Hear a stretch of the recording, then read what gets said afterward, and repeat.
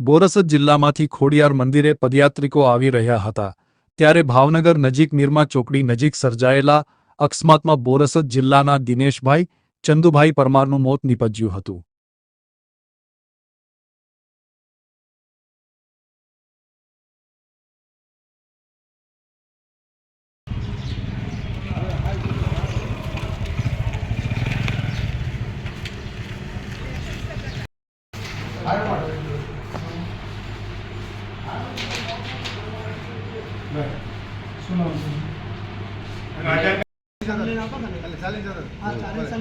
गाड़ी आखिर रथ ऊपर ज नाखी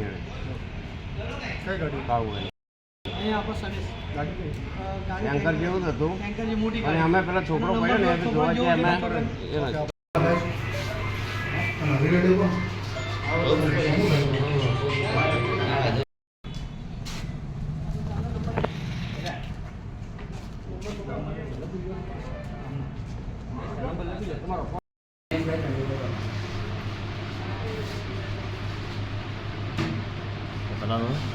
ચંદુભાઈ પરમાર।